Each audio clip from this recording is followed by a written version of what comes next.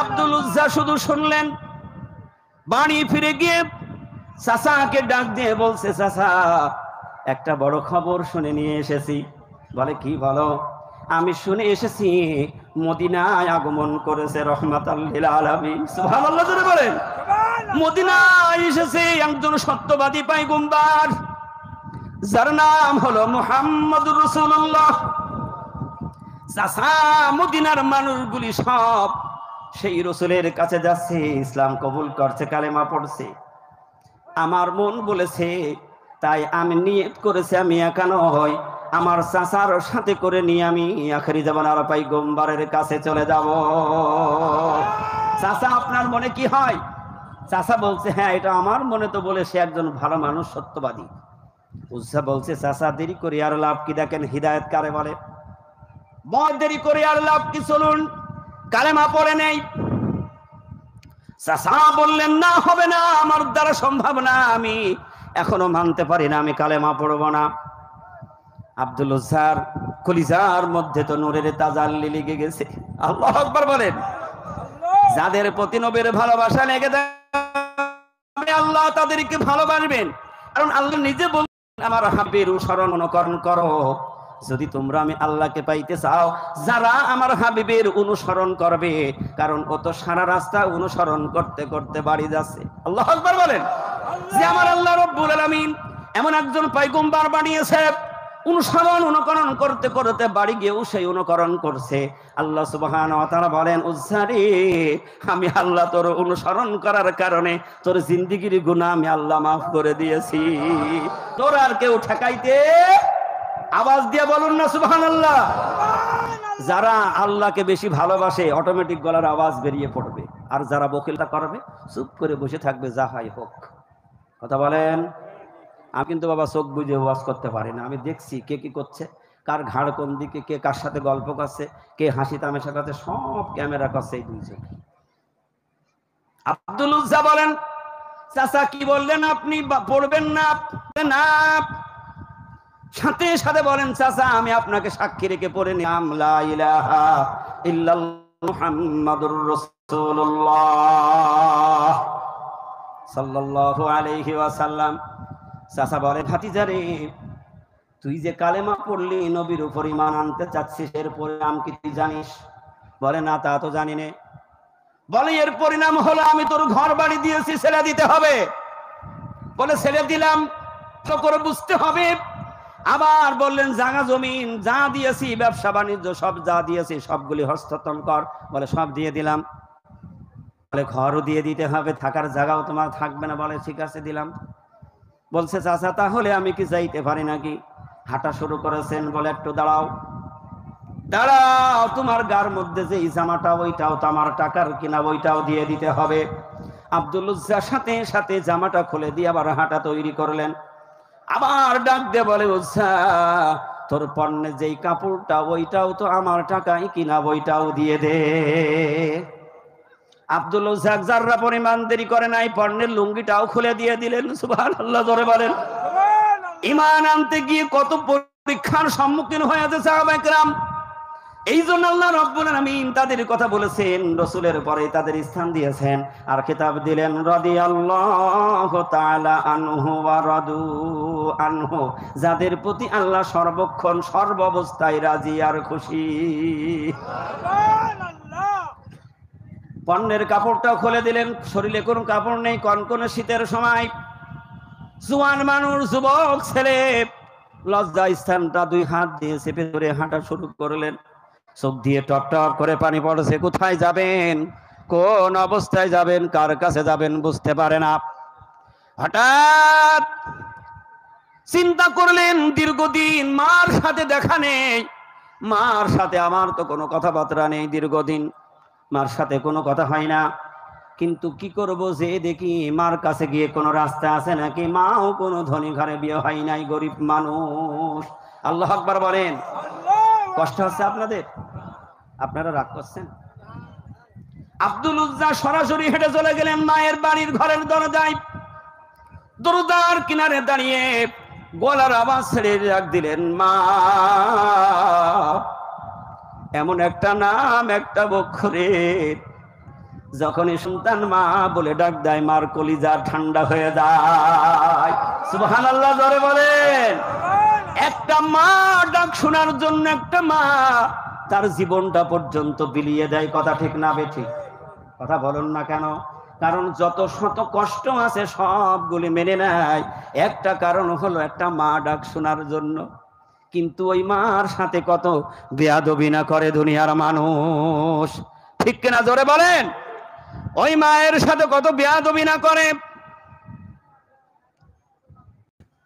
আল্লাহর নবী, বিশ্ব নবী সবগুলি ইতিহাস রেখে গেছেন।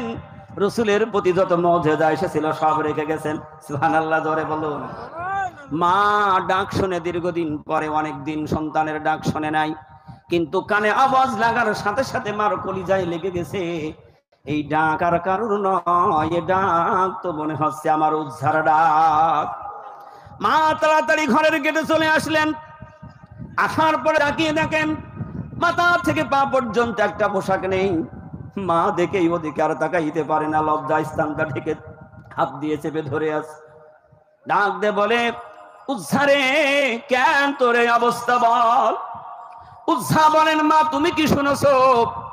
মক্কা থেকে হিজরত করে মদিনায় চলে গিয়েছেন ইনি হলেন আল্লাহর পয়গম্বর বিশ্ব নবী, যার নাম হলো মুহাম্মদ। আল্লাহ যাকে খেতাব দিয়েছেন রাহমাতাল লিল আলামিন। মা আমি তার ভালোবাসা গ্রহণ করার কারণে আজ আমার এই অবস্থা। বলে আমি সেই নবীর উপর ঈমান এনেছি, নবীকে স্বীকার করার কারণে যে চাচা আমাকে লালন পালন করলে পর্যন্ত আমার সবগুলি ছিনিয়ে নিয়েছে, এমনকি আমার কাপড়, আমার পণ্যের লঙ্গিটা পর্যন্ত আনতে দেয় নাই। মা কেঁদে ফেললেন। বাবা, যারা ধৈর্য ধরে তারা তো আল্লাহর কাছে দামি হয়ে যায়। সুবহানাল্লাহ তো আসতে বলেন। বলছে, বাবা তাহলে তুমি আমার কাছে কি চাও? উজ্জা বলেন, মা তোমার কাছে আমি দুইটা জিনিস চাওয়া মনে করে এসেছি, একটা হলো তোমার দোয়া। সুবহানাল্লাহ জোরে বলেন। আল্লাহ রাসূল বলেন, কোন মায়ের দোয়া যদি সন্তানের লেগে যায়, ওই সন্তান আর সাধারণ সন্তান থাকে না, ওই সন্তান তো আরিফ বিল্লাহর বাদশা হয়ে যায়। বাইজিদ বুস্তামি রহমাতুল্লাহ আলাইহি তিনি মায়ের দোয়ায় অত বড়, মহিউদ্দিন আব্দুল কাদের জিলানী রহমাতুল্লাহ আলাইহি মার দোয়ায় অত বড় পীর। সুবহানাল্লাহ বলবেন না? শাহজালাল রহমাতুল্লাহ আলাইহি মায়ের দোয়ায় অত বড় পীর। আল্লাহু আকবার বলেন। যত আউলিয়া کرام পৃথিবীতে এসেছেন, হয় তাদের মায়ের দোয়া অথবা কোনো ভালো কাজগুলি করেছেন, অথবা কোনো নেককার ওলি আল্লাহর নেক নজর লাগার পরে তারা আল্লাহর ওলি হয়ে গিয়েছে। আওয়াজ দিয়ে বলুন সুবহানাল্লাহ। মার কাছে দোয়া চাইলেন, মা তুমি দোয়া করো আমি যেন নবীর কাছে যাইতে পারি। বলে, বাবার কি তোর প্রয়োজন কিছু আছে? বলে, মা যদি এক টুকরা কাপড় পাইতাম লজ্জা স্থানটা ঢেকে আমি বিশ্ব নবীর দরবারে চলে যেতাম। মার কাছে তেমন কোন বস্তু নেই, একটা ছেঁড়া কম্বল। কনকনে শীতের রাত, চিন্তা করলেন মা ছেঁড়া কম্বলটা ছেলের দিকে ফেলে দিলেন, কিন্তু যুবক ছেলে উলঙ্গ দেখে মা তাকাইতে পারে না। মা কম্বল ফেলে দিয়ে দোয়া করে দিলেন, বাবা যাও, আমি মা হয়ে তোমার জন্য দোয়া করছি, তুমি শিষ্ট বান্দা, তুমি আল্লাহর মনোনীত বান্দা হয়ে যাবে। আব্দুল উজ্জা এক টুকরা গায়ে দিলেন, আর এক টুকরা পণ্যের মধ্যে নিয়ে তিনি মন থেকে গান গাইতে গাইতে রসুলের কাছে যাচ্ছে। মাগো তুমি কাঁদছো কেন একলা বাড়িতে, তোমার আমার দেখা হবে মাগো, মা তোমার আমার দেখা হবে জান্নাতের সিঁড়িতে। মা মাগো তুমি কাঁদছো কেন একলা বাড়িতে। সুবহানাল্লাহ বলেন। তোমার ছেলে মিশে আছে মিছিলে মিছিলে, তারে তুমি খুঁজে নিও জান্নাতের সিঁড়িতে মা জান্নাতের সিঁড়িতে মাগো তুমি কাঁদছো কেন একলা বাড়িতে? আওয়াজ দিয়ে বলুন সুবহানাল্লাহ। ওই অবস্থায় কোন রকম হাঁটু ঢাকে না, এক টুকরা গার মধ্যে আর এক টুকরা ছিলা ছোট পর্নে দিয়ে হাঁটতে হাঁটতে মদিনায় চলে গেলেন রাসূলের দরবারে। সুবহানাল্লাহ বলেন। কিন্তু রাসূলের নাম শুনে বিশ্বাস করে দৌড় দিয়েছে, তখনও পর্যন্ত বিশ্ব নবীর চেহারা মোবারক দেখে নাই। আল্লাহ রাসূল মসজিদের মধ্যে সাহাবাদেরকে নিয়ে বসে রয়েছেন। আব্দুল উজ্জা নবীদের পিছনে দাঁড়িয়ে জিজ্ঞাসা করেছে, আল্লাহর নবী বিশ্ব নবীকে কে? আল্লাহর নবী, আমি নবীর দেখার জন্য এসেছি। আবু বকর সিদ্দিক রাদিয়াল্লাহু তাআলা আনহু পাশে বসা ইশারা করে দেখিয়ে দিলেন, ইনি বিশ্ব নবী জনাবে মুহাম্মদুর রাসূলুল্লাহ সাল্লাল্লাহু আলাইহি ওয়াসাল্লাম। আব্দুল উজ্জা বলেছিলেন, আমি যখন আমার নবীর কাছে হাজির হলাম, আল্লাহর নবী রাহমাতাল লিল আলামিন, মানব জাতির প্রেমিক, তিনি মানব জাতির মধ্যে বসে রয়েছে, সাহাবাদের মধ্যে বসে রয়েছে। এমন পয়গম্বর, এমন নবী যার সৃষ্টি না করলে তামাম পৃথিবী আল্লাহ বানাইতো না, সেই নবী জমিনের মধ্যে চাটাইতে বসা, কোনটা সাহাবী আর কোনটা নবী চিনবার উপায় নাই। জোরে বলতে হবে সুবহানাল্লাহ। ও মা রব্বারা ভাইরা, যারা বাগবানি মানিক তারাই গিয়েছেন, মুর্শিদ যখন হুজরার মধ্য থেকে বেরিয়ে এসে বসে, মাওলানা সাহেবরা বসে, আমার মুর্শিদও বসে, সাধারণ পীর ভাইরাও বসে, কিন্তু না না, কোনটা পীর আর কোনটা মুরিদ চিনার কোনো উপায় নাই। আওয়াজ দিয়ে বলুন সুবহানাল্লাহ। এই জন্য হাক্কানি দরবারকে বলা হয় নবীওয়ালা দরবার। সুবহানাল্লাহ করে বলেন। আল্লাহর নবী বিশ্ব নবী যেইভাবে দিন প্রচার করেছেন, মানুষদেরকে কালেমা গ্রহণ করিয়েছেন, পড়িয়েছেন, ঠিক একই নিয়ম ধারা নিয়ে বর্তমান জামানার মুজাদ্দিদ হযরত মাওলানা সুফি মুফতি আজান গাছী রহমাতুল্লাহ আলাইহি এক নীতি কাটাই দাঁড়িয়ে আছে। আল্লাহু আকবার জোরে বলেন। ব্যাপারটা আজকে খুলে খুলে বলা হবে, আপনারা কষ্ট করবেন না তো? কোরআন এবং হাদিস থেকে বলা হবে, কারণ এখানে নিজের কোনো মনের কথা বলা যাবে, কারণ সামনে কি আছে? মহাগ্রন্থ আল কোরআন। আর যদি কেউ নিজের স্বার্থে, নিজের ইচ্ছা মতো যদি কাউকে সবকিছু ভেজাল করে শোনায়, আল্লাহ রাব্বুল আলামিন কিয়ামতের দিন ওই বক্তারে ডাকবেন, বলবেন আয় আগায় আয়, তোর তক্তা বানাম। নাউজুবিল্লাহ জোরে বলেন, আরো জোরে বলেন নাউজুবিল্লাহ। হাক্কানি আঞ্জুমান আজান গাছী রহমাতুল্লাহ আলাইহির মাহফিলের বক্তাদেরও কোনো স্বার্থ নাই, জোরে বলতে হবে সুবহানাল্লাহ। কারণ এরা টাকার লোভে ওয়াজ করতে আসেন। আল্লাহু আকবার বলেন। ভালো খাবারের জন্য নয়। আপনারা যারা ঘর থেকে এসেছেন, দামি খাবার পাবেন, এসেছেন মহব্বতে, আল্লাহর ওলির ভালোবাসায়। সুবহানাল্লাহ বলবেন না? আবু বকর সিদ্দিক রাদিয়াল্লাহু তাআলা আনহু ইশারা করে দিলেন, ইনি আল্লাহর পয়গম্বর। সামনের দিকে গিয়ে একটু ঘুরে দাঁড়ালেন। আল্লাহর নবী, বিশ্ব নবী, চেহারা মোবারক দেখে রাসূল চিন্তা করলেন, কি সর্বনাশ, ছেলেটাকে মনে হচ্ছে দীর্ঘদিন খাবার খায়নি, উস্কো ফুস্কো চুল, পরনের কাপড়ও ছিঁড়া, কোনো রকম হাঁটু ঢাকে না, কোনো রকম একটু সামনের ইজ্জতটাকে ঢেকেছে। নবী বলেন, তোমার বাড়ি কোথায়, ঘর কোথায়, তোমার নাম কি? ইয়া রাসূলুল্লাহ, হাবিবাল্লাহ, আমার নাম আব্দুল উজ্জা, আমার বাড়ি ঘর অনেক দূরে, আমার বাবা মারা গিয়েছে ছোটবেলায়, আমার মা বোনের ঘরে বিবাহ হয়ে রয়েছে, আমি চাচার কাছে লালিত পালিত হয়েছি। ইয়া রাসূলুল্লাহ, হাবিবাল্লাহ, আপনার কাছে আসবো, আমি আপনাকে সাক্ষ্য দিয়েছি বিদায় আমার সব ছিনিয়ে নিয়েছে। আমার চাচা কিচ্ছু দেয় নাই, আমার মা থেকে সেরা কম্বল নিয়ে রাসূলুল্লাহ আমি আপনার কাছে এসেছি, আপনি আমাকে কালেমা পড়িয়ে দেন। জোরে বলুন না সুবহানাল্লাহ। আল্লাহর নবী, বিশ্ব নবী, সাথে সাথে আব্দুল রাজ্জাক বললেন, তাহলে তুমি আমার জবানের সাথে পড়ো আশহাদু আল্লাহ ইলাহা ইল্লাল্লাহ। সবাই পড়েন আশহাদু আল্লাহ ইলাহা ইল্লাল্লাহ ওয়া আশহাদু আন্না মুহাম্মাদান আবদুহু ওয়া রাসূলুহু। আল্লাহ রাসূল বলেছেন, কোন মানুষ যদি একই বিশ্বাস নিয়ে একবার জিন্দেগি যদি কালেমা শাহাদাত পাঠ করতে পারে, আল্লাহ সুবহানাহু ওয়া তাআলা ওই ব্যক্তির 80 বছরের কুফরি গুনাহ আল্লাহ মাফ করে দেয়। জোরে বলুন তো হবে সুবহানাল্লাহ। সেই গুনাহ মাফ করার মজলিস হাক্কানি আঞ্জুমান আজান গাছি রহমাতুল্লাহ আলাইহির মজলিস। সুবহানাল্লাহ জোরে বলেন। আল্লাহর নবী কালেমা পড়ালেন আর নিজের জামা কাপড় উজাড়ে দিয়ে দিলেন। যেই রাসূলের জামার মূল্য কত কত দাম রাসূলের একটা জামার, কারণ রাসূলের সংস্পর্শে থেকে ওই জামাটা কত দামি হতে পারে। আল্লাহর নবী বিশ্ব নবী মসজিদের মেম্বারে যখন খুতবা দিতেন, খেজুর গাছে হেলান দিতেন। জানেন আপনারা ইতিহাস? মসজিদ নতুন সংস্কার হলো, নতুন মেম্বার তৈরি করে দিলেন। মদিনার মানুষগুলি বলেন, ইয়া রাসূলুল্লাহ, মসজিদটা সুন্দর করা হলো, মরা খেজুর গাছের গুড়ি লেখে আপনি সুন্দর মেম্বার বানিয়ে দিই। রাসূল বললেন, ঠিক আছে, তোমরা যদি খুশি হও তাই করো। খেজুর গাছের গুড়িটা মসজিদের পাশে ফেলে রেখেছেন। আল্লাহর নবী বিশ্ব নবী জুম্মার দিন মসজিদে খুতবার জন্য এসেছেন, আর পিছন থেকে মানুষের মতো করে কান্নার আওয়াজ আসছে। আল্লাহর নবী বলেন, কে কান্দে রে? কান্নার আওয়াজ কোত্থেকে আসে?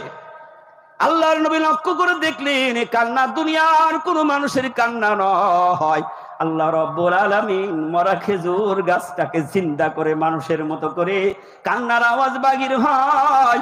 আর আল্লাহর নবী শুনতে পেলেন, বলছে, ইয়া রাসূলুল্লাহ, হাবিবাল্লাহ, আমার জেলটা ঠান্ডা ছিল, কত কত আমার আনন্দ ছিল, আপনি আমার সাথে আপনার পীর মুবারকটা লাগিয়ে খুতবা পড়তেন। আমি এত অপরাধী, আজকে আপনার থেকে আজকে আমি মাহরুম হয়ে গেলাম। জোরে বলুন না সুবহানাল্লাহ। আজকের থেকে আমি মাহরুম হয়ে গেলাম। আল্লাহর নবী বিশ্ব নবী বললেন, যাও ওর ওখানে দাফন করে রাখো। বললেন, খেজুর গাছ রে, তুই কান্দিস না, আমি নবী তোরে কথা দিলাম, তোকে সাথে করে নিয়ে আমি জান্নাতে নিয়ে যাব। তাহলে আল্লাহ রাসূলের একটা জুব্বার মূল্য কত? নিজের গায়ের জামা, নিজের পণ্যের পোশাক আব্দুল উজ্জাকে দিয়ে বললেন, যাও সাহাবারা, আমার আব্দুল উজ্জাকে আসহাবে সুফার মধ্যে থাকার জায়গা করে। সুবহানাল্লাহ যারা বলেন। ও আমার আব্বারে ভাইয়েরা, এখানে আরেকটা মূল্যবান কথা শুনে রাখেন। সেই নবীর পেট মুবারকে পাথর বাঁধার এক অংশ হাক্কানি আঞ্জুমান আজান গাছি রহমাতুল্লাহ আলাইহির দরবারে সুরক্ষিত আছে। সুবহানাল্লাহ যারা বলুন। আবু জেহেলের হাতে যেই কালেমা রাসূলকে সাক্ষ্য দিয়েছিলেন, আবু জেহেল মনে করেছিলেন, আজকে আমি আব্দুল্লাহর বেটা মুহাম্মদকে ঠকিয়ে ছাড়বো, সে আমার হাতের মধ্যে কি বলতে পারবে না, আমার কাছ থেকে অপমান হয়ে যাবে।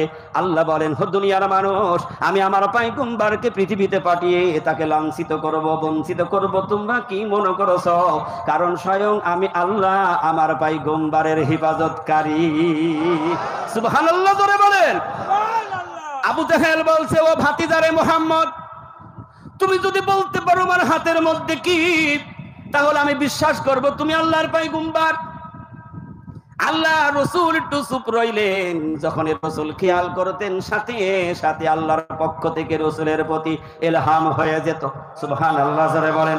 সব আল্লাহ সরাসরি রাসূলকে জানিয়ে দিতেন। আর আল্লাহ রাসূলের গ্যারান্টি দিয়ে বলেছেন, ওয়ালা ইয়ানতিকু আনিল হাওয়া ইন হুয়া ইল্লা ওয়াহিয়ুন ইউহা। আমার নবী যা বলে সব আমি আল্লাহর পাঠানো ওহীর কথা। সুবহানাল্লাহ যারা বলেন।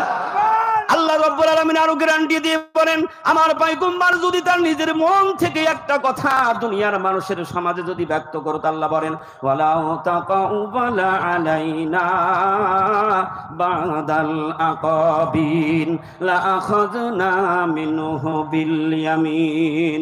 আল্লাহ বলেন, আমার নবী যদি তার নিজের কোরআন পাকের সাথে ভেজাল করে করে মানুষের মাঝে শোনাতো, আমি আল্লাহ রব্বুল আলামিন আমার হাবিবের ডান হাত চেপে ধরতাম। সুবহানাল্লাহ জোরে বলো। শুধু ডান হাত চেপে ধরে আমি আল্লাহ ছেড়ে দিতাম না।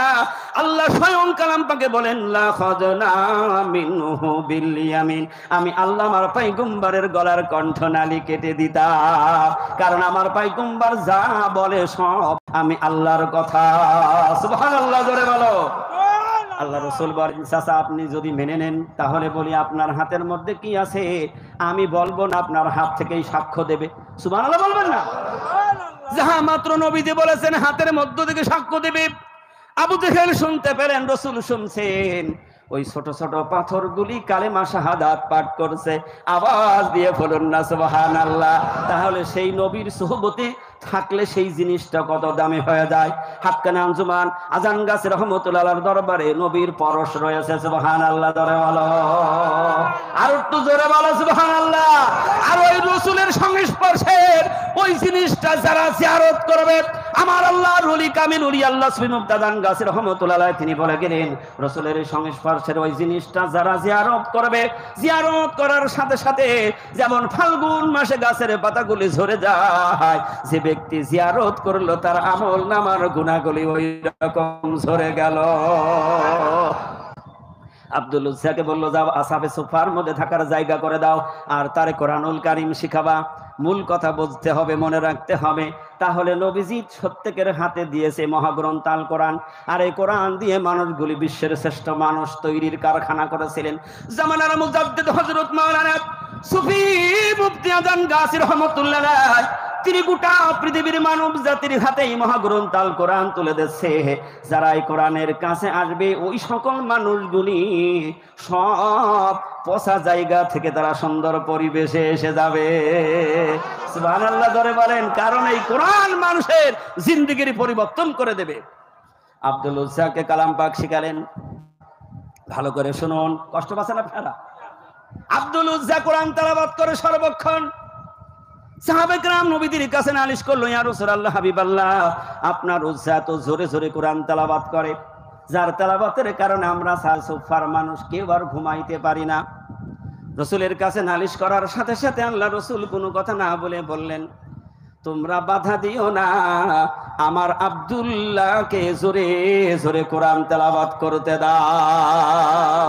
কারণ রাসূল উজ্জা নামটাকে পরিবর্তন করে দিলেন কালেমার সময়। নবীজি ডাক দিয়ে বলেন, তোমার নাম আর উজ্জা থাকবে না, আমি নবী বিশ্ব নবী তোমার নাম রেখে দিচ্ছি, আজ থেকে তোমার নাম হবে আব্দুল্লাহ।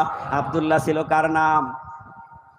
এটা আমরা মনে রাখিনি। একটা নায়িকার নাম মনে থাকে, দেশের একটা পণ্ডিতের নাম মনে থাকে, কিন্তু আল্লাহর নবী বিশ্ব নবীর পিতার নাম ছিল আব্দুল্লাহ।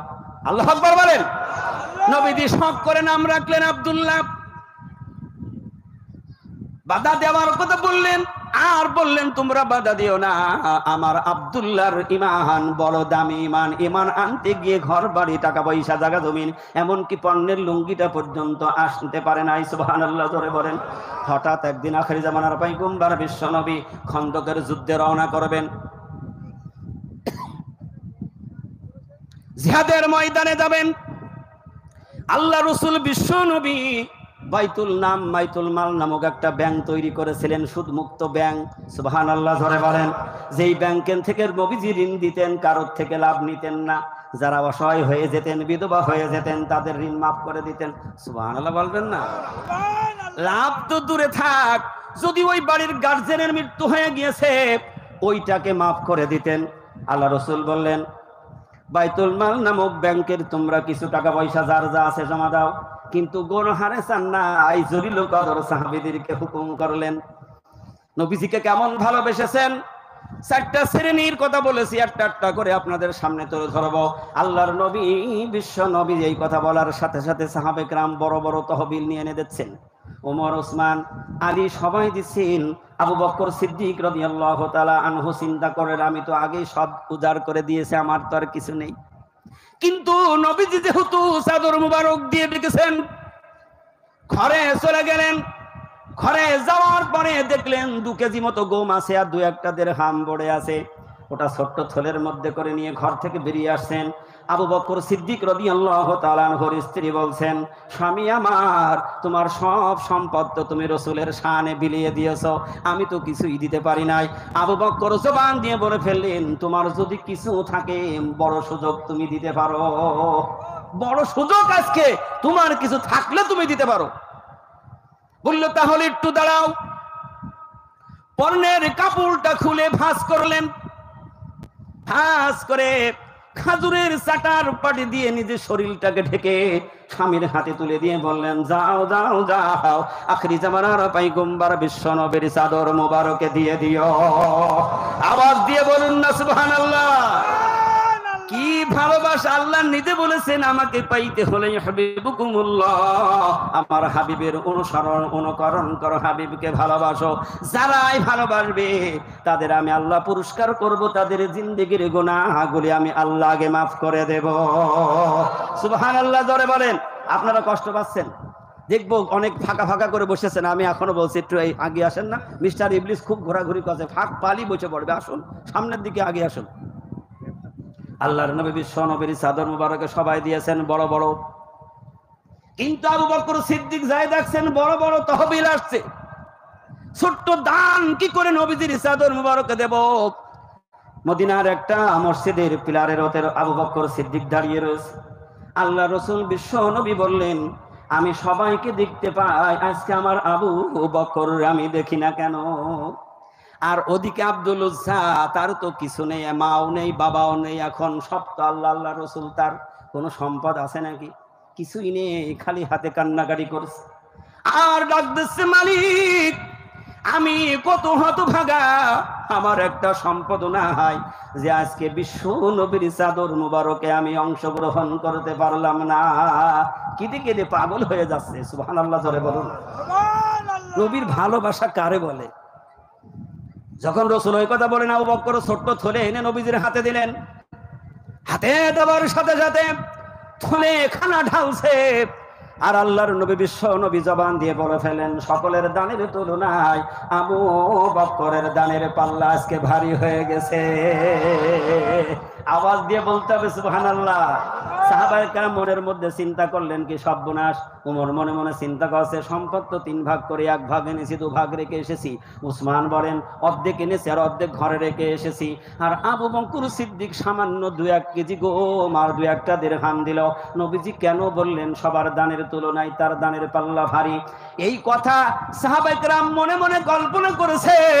আর আল্লাহর নবী বিশ্ব নবী জনাবে মুহাম্মদ রাসূলুল্লাহ বুঝতে পেরেছেন। আওয়াজ দিয়ে বলুন সুবহানাল্লাহ। কি নবী! নবী সামনে যা দেখতেন পেছনে তা দেখতে পেতেন, কারণ মনের কল্পনা রাসূল জানতে পারতেন। সুবহানাল্লাহ বলবেন না? ডাক দিয়ে বলেন, উমর তুমি আজকে চাদর মুবারকে কি দিয়েছো আর কি ঘরে রেখে এসেছো? উমর বলেন, ইয়া রাসূলুল্লাহ হাবিবাল্লাহ, সম্পদটাকে 3টা ভাগ করেছি, 1 ভাগ এনেছে, 2 ভাগ রেখে এসেছি। উসমান কে এনেছো? 2 ভাগ করেছি, 1 ভাগ দিয়ে দিয়েছি, 1 ভাগ ঘরে আছে। আর জিজ্ঞাসা না করে বলেন, আবু বকর তুমি কি এনেছো আর তোমার ঘরে কি রেখে এসেছো? আবু বকর চোখের পানি ছেড়ে দিয়ে বলেন, ইয়া রাসূলুল্লাহ হাবিবাল্লাহ, আমার সম্পদ বলতে যা ছিল সব আমি নিয়ে এনেছি। এখন আবু বকরের ঘরে আল্লাহ আর আল্লাহ রাসূলকে আমি রেখে এসেছি। আওয়াজ দিয়ে বলুন সুবহানাল্লাহ। ঠিক ওই মুহূর্তে জিবরিল ফেরেশতা হাজির হয়ে গেল। প্রত্যেকদিন জিবরিল নূরের তাজাল্লি পোশাক পরে নবীজির কাছে আগমন করে, আর জিবরিল এসেছে খেজুরের চাটার পাটির জামা গায়ে দিয়ে। আল্লাহু আকবার বলেন। নবীজি দেখেই চিন্তা করলেন, জিবরিলের জামা কেন খেজুরের পাটি দিয়ে বানানো? আল্লাহর হাবিব বলেন, জিবরিল আজকে তোমার এই অবস্থা কেন? জিবরিল ডাক দিয়ে বলেন, ইয়া রাসূলুল্লাহ হাবিবাল্লাহ, আপনি কি আবু বকরের ঘরের খবর নিয়েছেন নাকি? বলে, কই না তো নিইনি। বলে, ইয়া রাসূলুল্লাহ হাবিবাল্লাহ, আবু বকর সিদ্দিক রাদিয়াল্লাহু তাআলা আনহুর স্ত্রী তার পণ্যের কাপড়টা পর্যন্ত আপনার মায়ায় এই দুনিয়ায় ইসলাম প্রচারের কারণে তার পণ্যের কাপড়টাও খুলে ভাঁজ করে দিয়েছেন, খেজুরের চাটাই পরে আজকে তার শরীরটা ঢেকেছেন। আজকে আল্লাহ রাব্বুল আলামিন আমাকে ডাক দিয়ে বলল, জিবরিল আজকে দিনের জন্য সবচাইতে দামি পোশাক হইল খেজুরের চাটার পাটিরে জিবরিল। ও জিবরিল যা যা খেজুরের পাটির জামা গাই দিয়ে আমার নবীর দরবারে যা। সুবহানাল্লাহ জোরে বলেন। আল্লাহর নবী বিশ্ব নবী ডাক দিয়ে বলেন, আবু বকর আমি তো তোমাকে আমার এই চাদরে দান করতে বলি নাই। আবু বকর বলেন, ইয়া রাসূলুল্লাহ হাবিবাল্লাহ, আপনি আল্লাহর পয়গম্বর বিশ্ব নবী, আর তো জিন্দেগিতে কোনোদিন তো আপনি কারোর কাছে হাত পাতে নাই। আপনি তো আপনার জলিল কদর সাহাবীদের কাছে নিচ্ছেন, আর আমি কি করে মাহরুম হয়ে যাই? নবীতে বললেন, জিহাদের ময়দানে রওনা করো। সবাই রওনা করলেন। আব্দুল উজ্জা যিনি ছিলেন আব্দুল্লাহ, এখন রাস্তার মধ্যে সামনে দাঁড়িয়ে গেলেন। নবীজির সামনে দাঁড়িয়ে বলেন, ইয়া রাসূলুল্লাহ হাবিবাল্লাহ, আমার ভাগ্যটা এত ভালো নাই, খুব খারাপ। একটা পয়সাও আপনি আমার চাদর মোবারকে দিতে পারি নাই, কিন্তু জিহাদের ময়দানে যাচ্ছি ইয়া রাসূলুল্লাহ হাবিবাল্লাহ, আপনার কাছে দোয়া চাই, আজকে আব্দুল্লাহ রক্ত দিয়ে যেন জিহাদের ময়দানে আমি শহীদ হতে পারি। মন কারে বলে, ঈমান কারে বলে, একটু বিচার করো। আল্লাহর নবী বিশ্ব নবী আব্দুল্লাহর বেশি ভালোবাসতেন। আব্দুল্লাহকে বললেন, একটা গাছের পাকল এনে দাও। একটা গাছের ছাল নবীজির হাতে তুলে দিলেন। আল্লাহর নবী বিশ্ব নবী আব্দুল্লাহর ডান হাতের মধ্যে বেঁধে দিলেন, আর জবান দিয়ে বললেন, আজকে আমি এই জিহাদের ময়দানে অবিশ্বাসীদের জন্য আব্দুল্লাহর রক্ত হারাম করে দিলাম। আব্দুল্লাহ কেঁদে কেঁদে পাগল হয়ে গেল। ডাক দিয়ে বলেন, ইয়া রাসূলুল্লাহ হাবিবাল্লাহ, আমি চাইলাম শহীদ হব, আর আপনি আমার রক্ত হারাম করে দিলেন। নবীজি বলেন, আব্দুল্লাহ রে, আমি নবী বলে দিলাম, আজ থেকে যদি তোর মৃত্যু যদি জ্বরের মধ্যেও হয়, তোর মৃত্যু হবে শহীদি মওত। চিৎকার দিয়ে বলুন সুবহানাল্লাহ। শহীদদের দাম বেশি না কম? আল্লাহ রাব্বুল আলামিন কিয়ামতের দিন শহীদ যারা হয়ে যাবে, আল্লাহর হাবিব বলেন, যারা শহীদ হবে তাদের গোসল দিও না, রক্ত মাখা জামা নিয়ে ওই অবস্থায় দাফন করে দাও। কাল কিয়ামতের দিন যখন ওই অবস্থায় দাঁড়াবে, আল্লাহ থেকে ডাক দেবে, বান্দার এদিকে আয়, তোদের এই চেহারা অবস্থা কেন? ও তখন বলবে, রব্বুল আলামিন, ময়দানে দিন প্রচার করার জন্য কাজ করেছি, দিনের দাওয়াত দিয়েছি, অবিশ্বাসীরা বুঝতে পারে নাই, আঘাত করেছে, তরবারির আঘাত, বল্লভের আঘাত, তীরের আঘাত, বোমার আঘাত, সেই রক্ত মাখা নিয়ে আজকে আল্লাহ তোমার দরবারে হাজির হয়ে গেছি। আল্লাহ রব্বুল আলামিন সেদিন ডাক দিয়ে বলবেন, ওরে যা যা যা, আমার দিন কায়েমের জন্য তোরা কাজ করেছিস, আমি আল্লাহ আজকে কোনো হিসাবে নেব না, বিনা হিসাবে আমার জান্নাতে চলে যা। আল্লাহ রাব্বুল আলামিন কালাম পাকের মধ্যে পরিষ্কার করে দিয়েছেন, মিনান নাবিয়িনা ওয়াস সিদ্দিকিনা, 3 নম্বরে ওয়াস শহীদিন, 4 নম্বরে হলো সালিহিন। আওয়াজ দিয়ে বলুন সুবহানাল্লাহ। 1 নম্বরে নবী, 2 নম্বরে সিদ্দিকিন।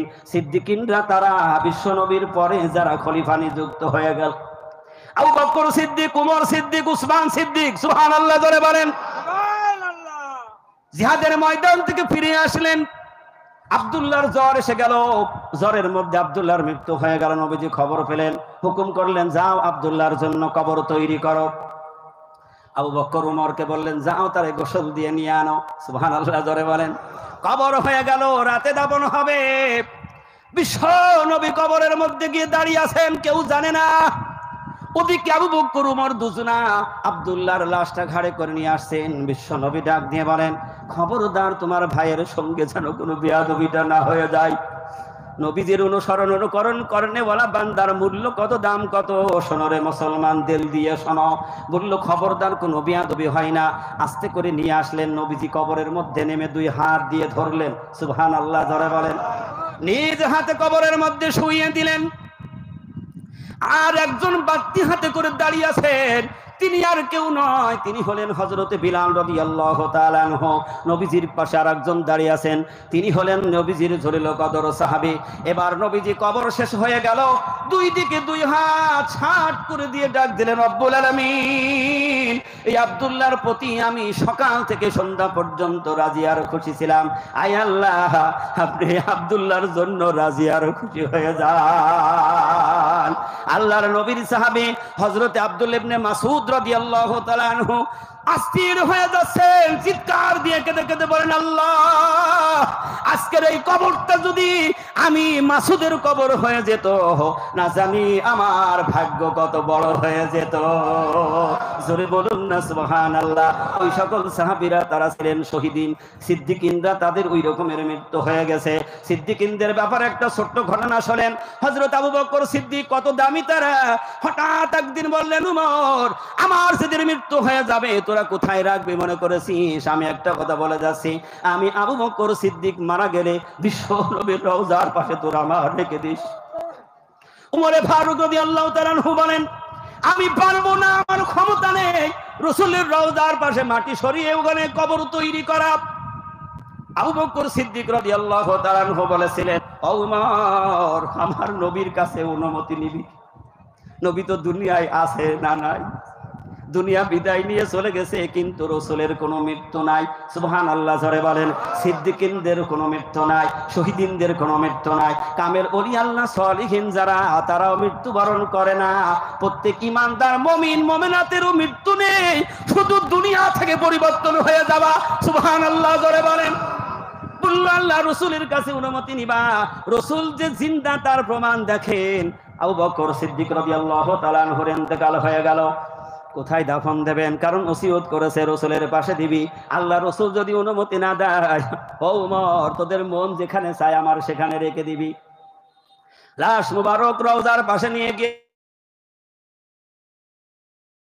আপনার জলিল কদর সাহাবী, যেই সাহাবী আপনার হিজরতের সাথী, যেই সাহাবী আপনার গুহার, যেই সাহাবী আপনার জন্য পাগল পারা সাহাবী, আপনার প্রথম খলিফা আবু বকর সিদ্দিক তো দুনিয়ায় নাই। ইয়া রাসূলুল্লাহ, আপনি বলেন আবু বকরের লাশ মুবারক কোথায় রেখে দেব? রওজার মধ্যে থেকে আওয়াজ এসে গেল। উমর ফারুক রাদিয়াল্লাহু তাআলা আনহু বলেন, আমি নিজ কানে শুনতে পেলাম আল্লাহর নবী, বিশ্ব নবী জনাবে মুহাম্মদ রাসূলুল্লাহ সাল্লাল্লাহু আলাইহি ওয়াসাল্লাম বলেন, উমর, এতদিন আবু বকর ছিল আমার হিজরতের সাথী, আজ থেকে আমার আবু বকর আমার রওজার সাথী। জোরে বলতে হবে সুবহানাল্লাহ।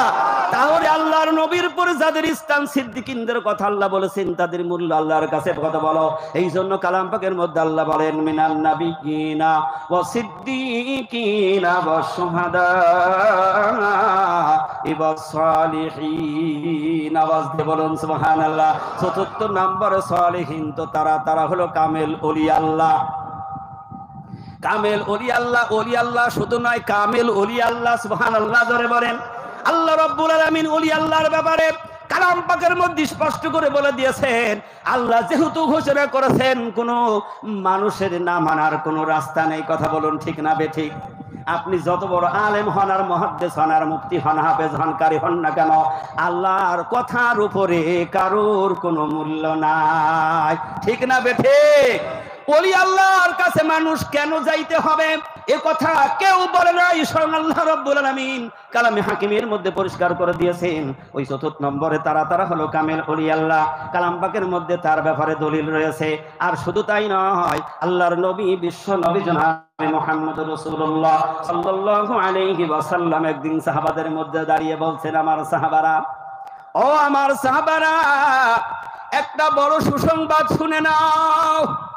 সাহাবারা মনে করেছেন সুসংবাদ যেহেতু আমরা আছি আমাদের জন্যই বলবেন। আল্লাহু আকবার জোরে বলেন। একটা বড় সুসংবাদ শোনো। সাহাবারা বড় খুশি হয়ে এগিয়ে আসলেন। আল্লাহর নবী, বিশ্ব নবী জনাবে মুহাম্মদ রাসূলুল্লাহ সাল্লাল্লাহু আলাইহি সাল্লাম বলেন, সাহাবারা শোনো, কিয়ামতের দিন, মুসিবতের সময়, যেদিন মানুষ হয়রান হয়ে যাবে, পেরেশানির মধ্যে থাকবে, সেদিন হিসাবের অপেক্ষায় দাঁড়িয়ে থাকবে। রাসূল বলেন, খামসিনা আলফা সানা, এক একটা মানুষ 50,000 বছর হিসাবের অপেক্ষায় দাঁড়িয়ে থাকবে। ওই দিনটা কত মুসিবতের দিন হবে। আল্লাহ রাব্বুল আলামিন আকাশের ওই সূর্যগুলি ওপেন করে দেবেন। একটা নয়, দুইটা নয়, 12টি মুখ সেদিন নিচ দিকে ওপেন করে দেবেন। মাথার এক হাত উপরে সূর্য এসে যাবে, মাটিগুলি পুড়ে সব তামা হয়ে যাবে। মানুষ হা করে আসমানের দিকে তাকিয়ে থাকবে। এমন বিভীষিকাময় দিন সেদিন হবে, মানুষ একটা নেকির জন্য পাগল হয়ে ছুটতে থাকবে। আল্লাহু আকবার বলেন। তাহলে একটা নেকির দাম আছে না নাই? এই জন্য জামানার কুতুবারি বিল্লার বাদশা হযরত মাওলানা সুফি মুক্তাদান গাছী রহমাতুল্লাহ আলাইহি এমন একটি দরবার প্রতিষ্ঠা করেছেন, ফরজ, ওয়াজিব, মুস্তাহাব, সুন্নত, নফল একটা আমলও ছাড়ে না। কারণ কিয়ামতের দিন একটা নেকির কত দাম শুনে রাখো রে মুসলমান। কলিজার টুকরা সন্তান মার সামনে দাঁড়িয়ে বলবে, তুমি না আমার মা, পেটে ধারণ করে আমাকে মানুষ করেছিলে মা। একটা নেকির জন্য আজকে তোমার সন্তান জাহান্নামে চলে যাচ্ছে। একটা নেকি মা তুমি আমাকে দাও, মা বলবে সরে যাও, তুই আমার সন্তান নাই। আল্লাহু আকবার বলেন। স্বামী বিপদে পড়ে স্ত্রীকে ধরবে, একটা নেকি দাও। স্ত্রী বিপদে পড়ে গেলে স্বামীকে ডাক দিয়ে বলবে, আদরের স্বামী আমার একটা নেকি দাও। সেদিন কেউ কারোর পরিচয় দেবে না, কারণ দেবে না এই জন্য সেদিন প্রত্যেকের তামান্না হবে নিজে বাঁচা। যার একটা ধাক্কা আল্লাহ দেখিয়ে দিলেন গোটা পৃথিবীময়। কি দিয়ে ধাক্কা দিলেন আপনারা জানেন? কি বলেন? করোনা যখন ছিল, কিন্তু করোনা বলে কোনো কিছু নয়, এটা হলো আল্লাহ তাআলা মানুষদেরকে শিক্ষা দিলেন, ঠিক না বেঠিক? আল্লাহ তাআলা শিক্ষা দিয়েছেন, আর প্রত্যেকটা মানুষের এক একটা ওসিলায় মৃত্যু হয়। এই ওসিলা শুরু হয়েছে মুসা আলাইহিস সালাতু ওয়াস সালাম থেকে, আগে ছিল না। আল্লাহু আকবার বলবেন না? সব দিকে গেলে কিন্তু আমি তো শেষ করতে পারবো না। ঘড়ি দেখছি বাবা, আজকে ঘড়ির কাঁটা ঘুরাচ্ছে, জোরে যাচ্ছে। ঘড়ি চলছে, ঘুরাচ্ছে এই তো জোরে। কি করবো বলেন তো? উঠলাম আর এই সাথে সাথে দেখছি 10টা পার। সুবহানাল্লাহ জোরে বলেন। এটাও হলো আল্লাহর নিয়ামত। সুবহানাল্লাহ বলবেন না? আল্লাহর নবী বিশ্ব নবী বলেন, ওই কিয়ামতের দিন কোন মানুষের পরিচয় দিতে যাবে না। করোনা শুনেছে যে ওর করোনা হয়েছে, কিন্তু ওর পাশে তো কেউ গেল না, ঠিক না বেঠিক? নিজের কলিজা টুকরা সন্তান হাসপাতালে কাছের বক্সের মধ্যে রেখে দিয়েছেন, আব্বা আব্বা করে চিৎকার মারছে, আব্বা দূরে দাঁড়িয়ে আছে। মা মা করে ফাল পাড়ে, মা দূরে দাঁড়িয়ে আছে। খাবারটা পর্যন্ত নিজে যায় সন্তানের কাছে দিল না, দূরে দাঁড়িয়ে রয়েছেন নিজে বাঁচার জন্য। আল্লাহ রাসূল বলেন, কিয়ামতের দিন এরকমের বিভীষিকাময় দিন হবে। আল্লাহ কোরআনের মধ্যে আরো পরিষ্কার করে বলে দিয়েছেন। ও জাতি ভালো করে হুঁশিয়ার হয়ে দাও। আল্লাহ বলেন, ইয়াউমা লা ইয়ানফাউ মালু ওয়ালা বানুন ইল্লা মান আতাল্লাহা বিকলবিন সালিম। একটু আওয়াজ দিয়ে বলো না সুবহানাল্লাহ। আল্লাহ রাব্বুল আলামিন ডাক দিয়ে বলেন, ও দুনিয়ার মানুষ, এমন একটা দিনের কথা ভাবো, চিন্তা করো, যেদিন তোমার দুনিয়ার কোনো সম্পদ তোমার কাজে লাগবে না, এমনকি তোমার সন্তানও তোমার উপকারে আসবে না। ইল্লা মান আতাল্লাহা বিকলবিন সালিম। তুমি একটা বিশুদ্ধ আত্মা তৈরি করো, পবিত্র আত্মা বানাও, সেদিন তোমার কেউ কোনো উপকার করবে না। কিন্তু জামানার মুজাদ্দিদ হযরত মাওলানা সুফি মুক্তাদান গাছী রহমাতুল্লাহ এমন একটা মজলিস তিনি কায়েম করেছেন, গোটা পৃথিবীর মানুষ একজন আরেকজনের জন্য কিয়ামত পর্যন্ত উপকারের কাজ করে যাচ্ছে। কথাটা আসতে বলে দিচ্ছি, আল্লাহর নবী বিশ্ব নবী ওই কথাটা শেষ করতে হবে। নবীজি বললেন, এমন একটা বিভীষিকাময় দিন হবে। ও আমার সাহাবারা, একটা ভালো অফারের কথা তোমরা শুনে নাও। সুবহানাল্লাহ মানেন? সাহাবারা সব দাঁড়িয়ে গেলেন। আল্লাহর নবী বিশ্ব নবী বলেন, আমার উম্মতের মধ্য থেকে আমার এক শ্রেণীর উম্মতেরা কিয়ামতের দিন ওই বিভীষিকাময় দিনে তারা আল্লাহর আরশের ছায়ার নিচে আল্লাহর তৈরি নূরের মেম্বারে বসে থাকবে। সুবহানাল্লাহ। আসতে হলো গো।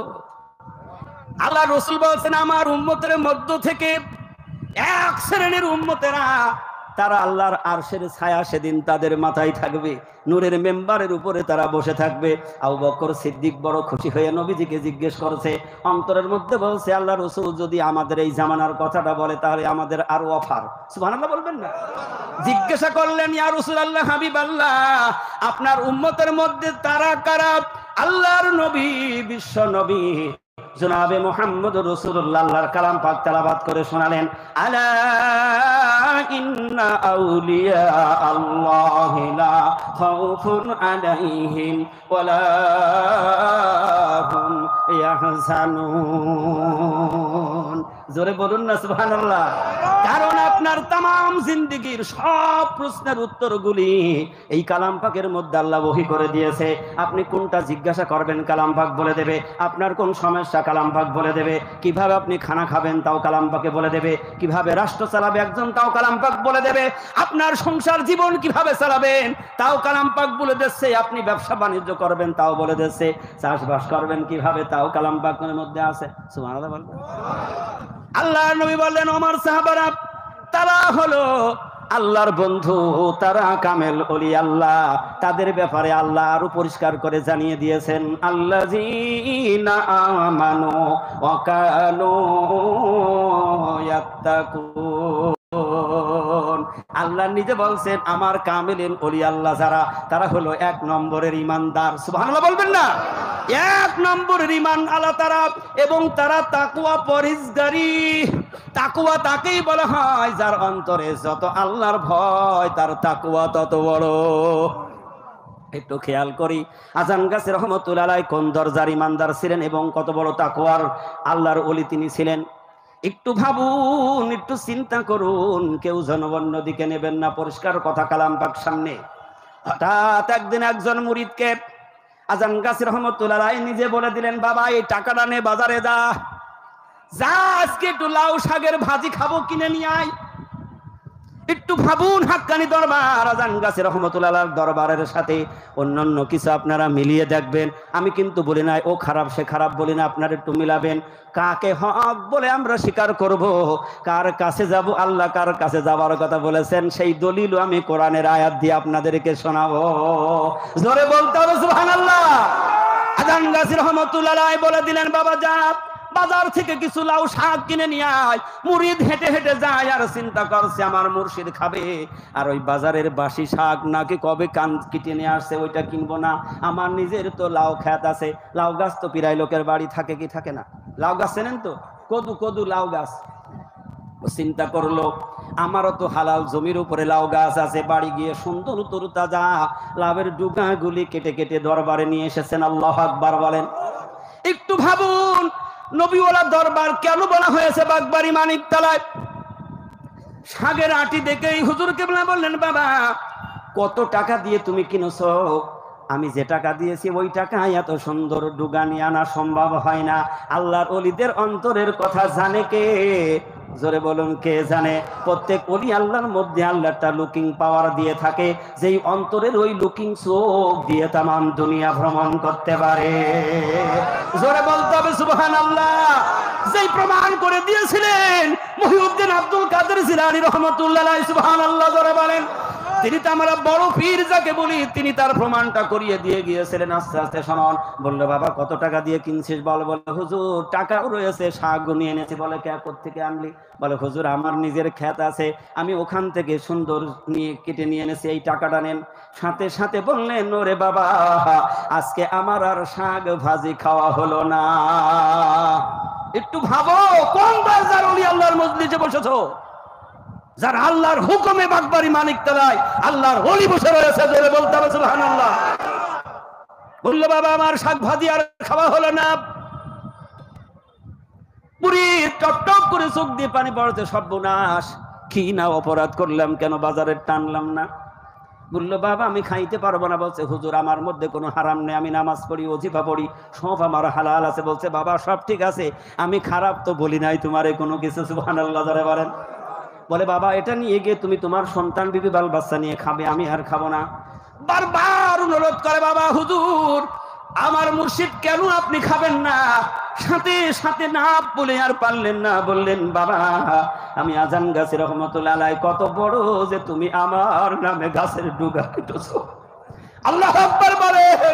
যিনি তামাম পৃথিবীর সমস্ত কুল কায়নাতের জন্য পাগল, এই পাগল পারা হয়ে একটানা 14টি বছর শরীর জঙ্গলে সাধনা করে মহান মালিক আল্লাহ রব্বুল আলামিনের কাছে দুটো হাত বাড়িয়ে ডাক দিলেন ইলাহি রহমত জিয়াদা করো কিয়ামত তামাম আলমের উপর। যে ব্যক্তি তামাম আলমের জন্য তার জীবন বিলিয়ে দিতে পারে, কোনো একটা মাখলুকের গায়ে আঘাত করতে পারে না। ডাক দিয়ে বললেন, বাবা তুই তো, বলছে হুজুর বাজারও তো লাউ ডুগা নিয়ে আনতাম, বলছে বাজারে তো আমার নামে কাটা হয়নি।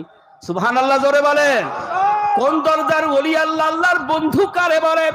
ডাক দিয়ে বলেন, বাজারের ওই যে ব্যক্তি কিনে এনেছে, সারা পাবলিক কিনবে, কারোর নামে কাটা হয়নি, তুমি তো আমাকে নির্দিষ্ট করে আমার নামে কেটেছো। যদি আল্লাহ আমার কাছে যদি জবাব চাই, কাল কিয়ামতের দিন আমি আল্লাহর কাঠ গড়াই দাঁড়াইতে পারবো না।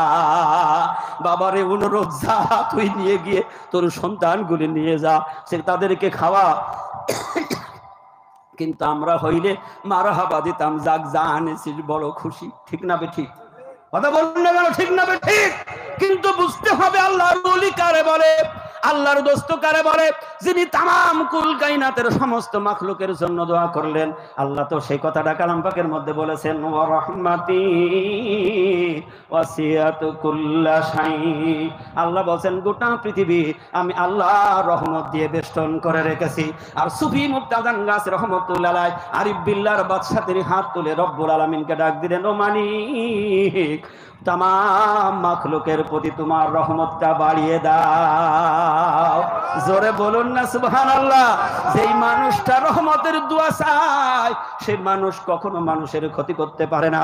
যে মানুষ মাখলুকাতের জন্য রহমত বাড়ানোর কথা বলে, মাখলুকাতের জন্য যেই মানুষ দোয়া করে, সে কখনো ক্ষতি করতে, সুবহানাল্লাহ জোরে বলেন।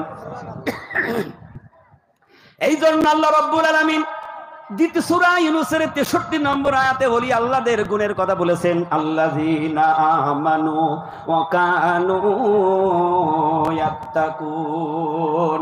রাসূল ওয়াজ করে শোনালেন কালাম পাক থেকে সাহাবাদের মাঝে, আল্লাহর ওলিরা তারা হবে যারা হবে 1 নম্বরের ঈমানদার এবং তাদের তাকওয়া পরহেজগারি হবে 1 নম্বরের। সুবহানাল্লাহ জোরে বলেন। সাহাবাদেরকে সান্ত্বনা দেওয়ার বাণী আর রাসূল আরো শোনালেন, ভবিষ্যৎবাণী কালাম পাক। আর সেই কালাম পাকের নির্দেশ মোতাবেক যারা আসছে আল্লাহর ওলি, 1500 বছর আগে আল্লাহ ওহী নাযিল করে কালাম পাকের মধ্যে বলে দিয়েছেন। সুবহানাল্লাহ জোরে বলুন, একটু আওয়াজ দিয়ে বলতে হবে সুবহানাল্লাহ। আল্লাহ রাব্বুল আলামিন আল্লাহর ওলিদের ব্যাপারে আরো ওয়াজ করেছেন। আল্লাহ বলেন, লাহুমুল বুশরা ফিল হায়াতিদ দুনিয়া ওয়া ফিল আখিরাহ লা তাবদীলা লিকালিমাতিল্লাহ যালিকা হুয়াল ফাউজুল আযীম। আল্লাহ বলেন, আমার বন্ধু যারা হবে তারা দুনিয়ার মুখাপেক্ষী হবে না, দুনিয়ার শান শওকত টাকা পয়সা গাড়ি বাড়ির আশা তাদের থাকবে না। সুবহানাল্লাহ বলবেন না? কারণ দুনিয়ার সম্পদ জমা করে কোনো লাভ আছে নাকি? কথা বলেন, লাভ হবে? আপনি যত গাড়ি বানান আর বাড়ি বানান, মৃত্যু হয়ে গেলে সব ফেলে খালি হাতে চলে যেতে হবে। এই জন্য আল্লাহ বলেছেন, ইয়াউমা লা ইয়ানফাউ মালু ওয়ালা বানুন। তোমার দুনিয়ার কোনো সম্পদ তো তোমার কাজে আসবে না। তাই তারা তাফসীর করলেন, কামেল ওলি আল্লাহরা বললেন, বাবা তোমার ওই সম্পদটা এমন কাজে লাগাও যেখানে লাগাইলে চোরে নিতে পারবে না, ডাকাতে লুটতে পারবে না। আল্লাহু আকবার বলেন। যেটা তুমি দুনিয়ায় রেখে যাবা, কাল কিয়ামতের দিন আল্লাহ রাব্বুল আলামিন তার বদলা দিয়ে দেবে। তাই সাহাবে কেরামের সম্পদ দিনের জন্য সব বিলিয়ে দিয়েছিলেন, সবগুলি দান করে দিয়েছিলেন। আবু বকর সিদ্দিক রাদিয়াল্লাহু তাআলা আনহুর মতো করে সুফি মুক্তাদান গাছী রাহমাতুল্লাহ আলাইহি তার জমিদারি থেকে তিনার প্রাপ্য যত সম্পদ ছিল সব হাক্কানি আঞ্জুমানের নামে অক্ষ স্টেট করে গেলেন। সুবহানাল্লাহ যারা বলেন। কিন্তু তার ওয়ারিসের সম্পদে হানা দেয় নাই। সুবহানাল্লাহ বলেন। নিজে চেষ্টা করেছেন, রোজগার করেছেন, মানব জাতির মুক্তির জন্য, কল্যাণের জন্য প্রচেষ্টা তিনি করে দিয়ে গিয়েছেন। কারোর কাছে হাত বাড়ানো লাগবে না, কারোর কাছে যাওয়া লাগবে না। আমি সুফি মুফতি আদান গাছ রহমতুল্লাহ আলাইহি যা রেখে গেলাম, এটা চালাবার দায়িত্ব রাখবে আমার আল্লাহ। আর আল্লাহ কালাম পাকের মধ্যে নিজেই বলেছেন, কারা মুহতাদ হিদায়াত প্রাপ্ত পীর কারা, কামেল ওলি আল্লাহরা কারা, কারা মানুষদেরকে দ্বীনের দাওয়াত দেবে। আল্লাহ সূরা ইয়াসিনের 21 নম্বর আয়াতে বলছেন, ইত্তাবিউ মান লা ইয়াসালুকুম আজরা ওয়া হুম মুহতাদুন। সুবহানাল্লাহ জোরে বলেন। তাহলে গাড়ি বাড়ি সম্পদের কোনো মূল্য নেই, আপনি যদি হালাল পথে যদি হালাল পয়সা দান করে যান, কিয়ামতের দিন পাওয়া যাবে। সুবহানাল্লাহ বলবেন না? এই জন্য কামিল ওলি আল্লাহ বলছে, বাবা তোমার ওই সম্পদটা এমন কাজে দাও যেই কাজটা তোমার জন্য সাদগায়ে জারিয়া হয়ে থাকবে। সুবহানাল্লাহ বলেন। পাগল মন আমার তুমি কার লাগিয়া করলা রে বাড়ি ঘর। পাগল মন আমার তুমি কার লাগিয়া করলা রে সুখের ঘর। উপর তলায় বাতি জ্বলে, উপর তলায় বাতি জ্বলে, নিস্তলাতে অন্ধকার তুমি কার লাগিয়া করলা রে সুখের ঘর। পাগল মন আমার তুমি কার লাগিয়া করলা রে বাড়ি ঘর। ভাই বলো বন্ধু বলো,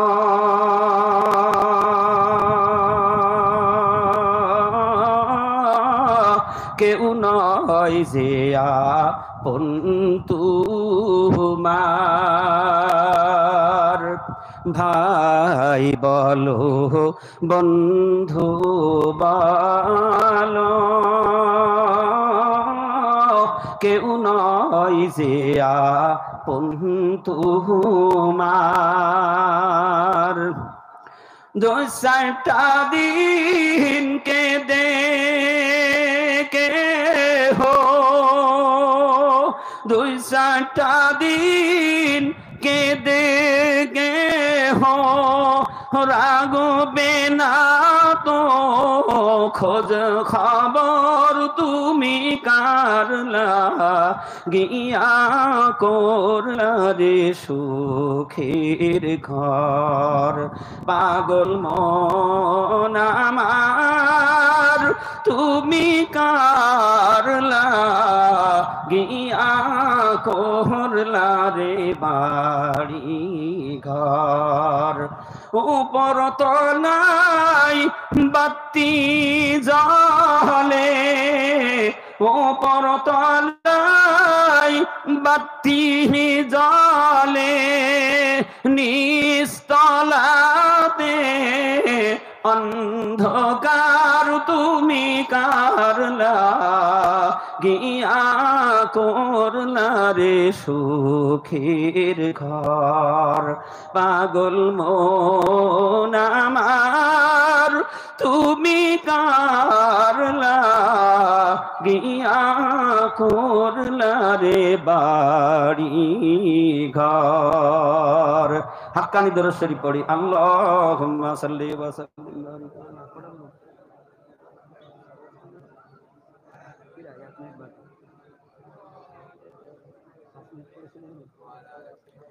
سيدنا مولانا نبينا محمد وعلى آله وأهل بيته وأولاده وذريته وأزواجه وأصحابه وأوليائه وأمته أجمعين كما صليت وسلمت وباركت ورحمت على سيدنا إبراهيم وعلى آل سيدنا إبراهيم إنك حميد مجيد। সকলে আলহামদুলিল্লাহ বলি, একটু আওয়াজ দিয়ে বলি আলহামদুলিল্লাহ। তাহলে যে চারটা শ্রেণীর আলোচনা করলাম সব কোরআনের মধ্যে আছে না নাই? কথা বলুন, এগুলি কোরআনে আছে না নাই? জামানার মুজাদ্দিদ হযরত মাওলানা সুফি মুফতি আজান গাছী রহমাতুল্লাহ আলাইহি তিনি সারা পৃথিবীর মানুষের চারটা কথা বলেছেন। আমি প্রায় গুছিয়ে নিয়ে আসছি। চারটা কথা বলেছেন। কি বলেছেন? এক নম্বরে হলো বিনা কাজায় 5 ওয়াক্ত নামাজ। সুবহানাল্লাহ বলবেন না? আচ্ছা বলুন, এই কথা কি কোনো পীর সাহেবের কথা, কোন ওলি আল্লাহর কথা? কথা কার? আরে এই কথা আল্লাহ কালাম পাকের মধ্যে 82 জায়গায় বলেছে। সুবহানাল্লাহ জোরে বলো। কত জায়গায়? 82 জায়গায়। আর আল্লাহ যে জিকির করতে বলেছেন, কোরআন তেলাওয়াত করতে বলেছেন, এ কথা কালাম পাকের মধ্যে আছে না নাই? আল্লাহ রাব্বুল আলামিন সূরা আহজাবের 41 নম্বর আয়াতের মধ্যে আল্লাহ বলেন, ইয়া আইয়ুহাল্লাযীনা আমানু যিকুরুল্লাহা যিকরান কাসীরা। আল্লাহ ডাক দিয়ে বলছেন, হে ঈমানওয়ালারা, তোমরা যারা আমি আল্লাহর প্রতি ঈমান এনেছো, বেশি বেশি করে তোমরা আমার জিকির করো। সুবহানাল্লাহ যারা বলেন, তোমরা আমার হুজুরি আমার জিকির করো, আমার প্রশংসা করো, আমার গুণগান করো, আমার কালাম পাকের তেলাওয়াত করো। রাসূল বলেছেন, নামাজের পরে সবচাইতে বড় জিকির হলো আফজালুল ইবাদাতি তিলাওয়াতুল কোরআন। আর এই জিকিরটার গুরুত্ব আল্লাহ নিজে বলছেন, ওয়াসাব্বিহুহু বুকরাতাও ওয়া আসীলা। আল্লাহ বলেন, তোমরা বেশি বেশি করে সকাল সন্ধ্যা আমার জিকির করো।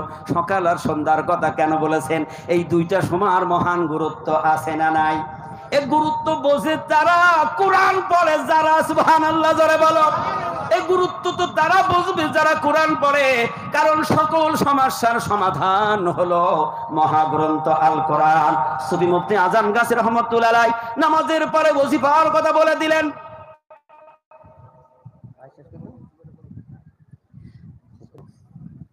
নামাজের পরে ওয়াজিফার কথা বলেছেন। সকাল সন্ধ্যায় দেখবেন লম্বা ওয়াজিফা পড়ে। ছোট্ট কথাটা বলে শেষ করে দিচ্ছি। ফজরের নামাজের পরে দেখবেন সমস্ত মানুষ নিয়ে ওয়াজিফা লম্বা করেন, কারণ এই দুটো সময় বিশাল একটা বড় সময়। আল্লাহ রাব্বুল আলামিন এই দুনিয়াকে ফেরেশতা, পাহারাদার ফেরেশতা পাঠায়। একদল ফেরেশতা সকাল ফজরের নামাজের পরে আগমন করে। এই ফেরেশতা আসরের পর মাগরিব পর্যন্ত থাকে, মাগরিবের আগে ওই ফেরেশতা চলে যায়। আবার রাতের ফেরেশতা ওই সময় আগমন করে। আল্লাহ রাব্বুল আলামিন ওই ফেরেশতাকে জিজ্ঞেস করে, ফেরেশতা রে, দুনিয়ায় আমার বান্দা কোথায়, কোন অবস্থায় আছে? ওই ফেরেশতা সাক্ষী দেয়, আল্লাহ সকালবেলা যখন গেলাম দেখলাম তোমার বান্দাগুলি জিকিরের মধ্যে, তাসবিহ তাহলিলের মধ্যে রয়েছে। আবার যখন ফিরে আসবে আবার সাক্ষী দেয়, আল্লাহ ওই সকল বান্দাগুলি তাসবিহ তাহলিলের মধ্যে তাদেরকে রেখে আসলাম। আল্লাহ রাব্বুল আলামিন বলেন, ফেরেশতা, আমার বান্দা যারা ওই হালতে আছে, আমি আল্লাহ রাব্বুল আলামিন তাদের तमाम জিন্দেগীর গুনাহগুলি maaf করে দিলাম। সুফি মুফতি আজান গাছী রহমাতুল্লাহ আলাইহি বলেন, তোমার নামাজ, তোমার জিকির, তোমার রোজা, তোমার হজ, তোমার যাকাত কবুল হবার শর্ত হলো হালাল রুজি। হালাল রুজি।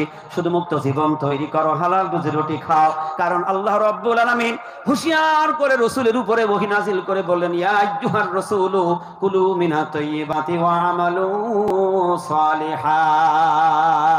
জোরে বলুন না সুবহানাল্লাহ।